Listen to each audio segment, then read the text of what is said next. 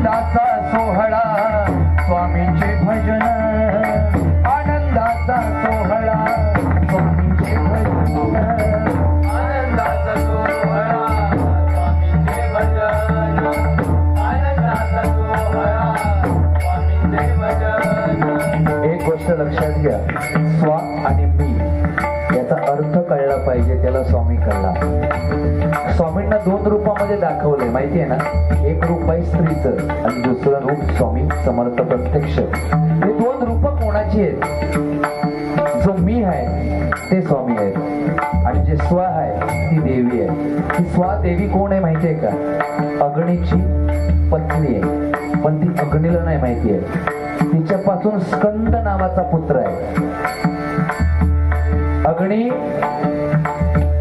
अग्नीने एक ऋषी पत्नी आहे, तिने काय केले, जी स्वा नावाची देवी आहे ना, स्वाहा, तिने 6 साधू पत्नींचं रूप घेतलं, पण अगस्त्य ऋषींची पत्नीचं रूप घेऊ शकली नाही. 7व्या वेळी ती रूप नाही घेऊ शकली, पण 6 त्या पत्नींचं, जे ऋषी पत्नीचं रूप घेतलं, त्याच्यापासून अग्नीपासून तिने जे रेत मिळवलं ते एका दर्भामध्ये जमा केलं, त्याच्यापासून पुत्र झाला, त्याचं नाव स्कंद आहे. आणि त्या स्कंदाने त्रिभुवनामध्ये श्रेष्ठ पुत्र तो स्कंद, त्यानं आपल्या मातेला वरदान दिलंय. सांगितलं मी तुझ्यावर प्रसन्न झालोय, काय हवं ते माग.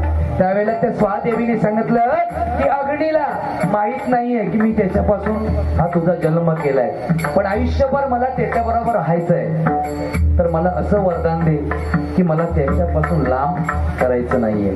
मग त्याने वरदान दिले की ज्या वेळेला ब्राह्मण ज्या वेळेला आहुती देतील ना, आहुती ज्यावेळेला होम करतात ना, त्यावेळेला आहुती देतात, त्याच्यामुळे म्हणतात ना स्वाहा. मग ती स्वाहा आहे ना, ती देवी आहे. आणि स्वामींनी या स्वाहाला आपल्या पहिला समोर उभं केलंय. का? त्याचं कारण आहे, मी जो आहे गर्व, जो मी आहे त्याला स्वा केलंय स्वामींनी, म्हणून स्वामी. जोपर्यंत आपला मी नाहीसा होत नाही ना, तोपर्यंत स्वामी भेटत नाही. म्हणून पहिला स्वा नंतर मी, म्हणून स्वामी. हा अर्थ लक्षात घ्या मंडळी. म्हणून